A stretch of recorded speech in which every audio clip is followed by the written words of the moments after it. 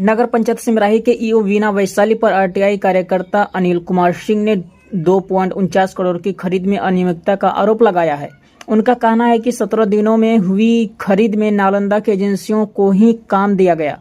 वहीं ईओ ने सभी आरोपों को बेबुनियाद बताते हुए कहा कि पूरी प्रक्रिया विभागीय गाइडलाइन के अनुसार पारदर्शी तरीके से की गई है। आइए देखते हैं वीडियो में।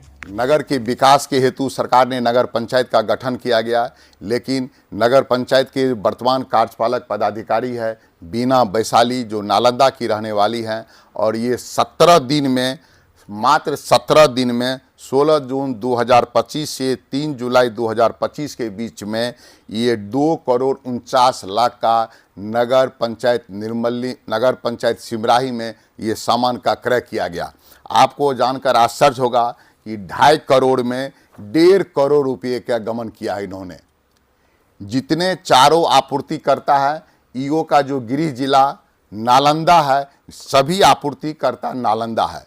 ये ऐसा सिस्टम बना लिया है कि तकनीकी में जितना भी अपेयर होते हैं, लेकिन सफल 3 ही आपूर्तिकर्ता होते हैं, और तीनों जो है वह नालंदा के ही हैं।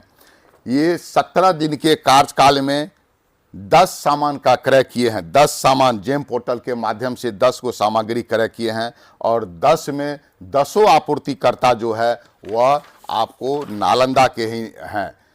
रेवोल्ट बिजनेस प्राइवेट लिमिटेड, माँ तारा प्राइवेट लिमिटेड नालंदा, रेनवोट private limited Nalanda, PS enterprise Nalanda, ये 4 आपूर्तिकर्ता, चारों आपूर्तिकर्ता नालंदा के ही हैं, और ऊंची कीमत पर ये सामान खरीद रहे हैं। नगर पंचायत सिमराही के लिए एक ट्रैक्टर खरीदे हैं, जिसका कि उन्होंने 25 लाख रुपया में ये अपने नालंदा की कंपनी से खरीदे हैं, जबकि बाजार का मूल्य उनका 15 लाख है।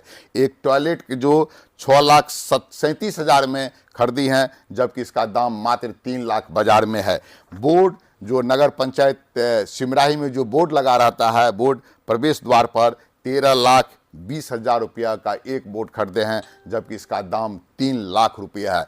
ये 17 दिन के कार्यकाल में 10 सामग्री में 2 करोड़ 49,22,500 रुपये का सामान का क्रय किए हैं, भुगतान किए हैं, जबकि उसका वास्तविक दाम मात्र 89,75,000 है, यानी 1 करोड़ 59,47,500 रुपये का गमन किया गया। यानी 60% ये कमीशन का बंदर बांट करते हैं। आपूर्तिकर्ता, पदाधिकारी और भ्रष्ट नेताओं के बीच में बंदर बांट करते हैं। जेम पोर्टल पर क्रय करने का माध्यम होता है, एक बायर होता है। बायर में इन्होंने रखा है कंप्यूटर ऑपरेटर को, जबकि विभाग का निर्देश है कि सरकारी सेवक होना चाहिए, वेतनमान के पदाधिकारी होने चाहिए। वहाँ पर स्वच्छता पदाधिकारी सिमराही में है आराधना कुमारी, उनके मार्फत से कोई सामान क्रय नहीं किया जा रहा है। सिमराही की जितना भी परचेज किया गया है, एक भी संचिका में, एक में सारा चीज़ नहीं किया गया। हम इस मामले को सरकार के संज्ञान में लाना चाहते हैं,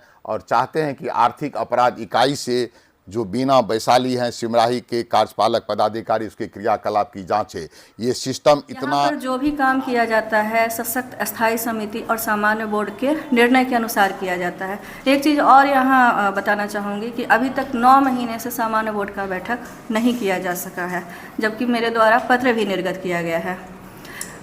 दूसरी चीज़ है बायर की बात है, तो हम जो सरकारी व्यक्ति है उसी को बिल्कुल नियम के तहत बायर सिमराही के हर चीज़ में बायर बना रखे हैं।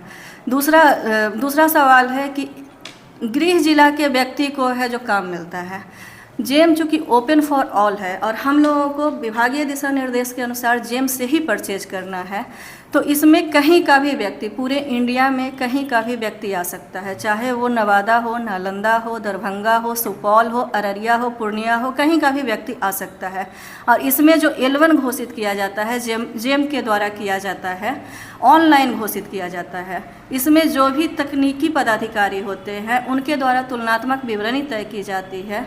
जो न्यूनतम दर प्राप्त करते हैं उनको L1 प्राप्त होता है। मेरे द्वारा विभागीय यहाँ पहली बार योजना का टेंडर किया गया, जिसमें जो 18 योजना का था, जिसमें से 12 योजना एक ही व्यक्ति को मिला जो सिमराही के ही निवासी हैं, लेकिन उनके द्वारा सिर्फ 5 योजना का एग्रीमेंट किया गया और बाकी योजना का एग्रीमेंट नहीं किया गया। अंतिम स्मार पत्र देते हुए मैंने उनकी जो राशि थी उसको जब्त कर लिया और उसको फिर से पुनर्निविदा में डाल दिया।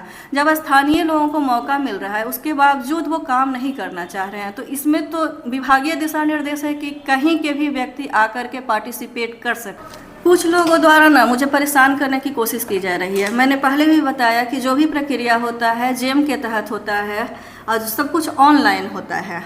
अब किसी चीज़ को बिना प्रमाणित किए हुए घोटाला शब्द का नाम दिया जाना उचित प्रतीत नहीं होता है। दूसरी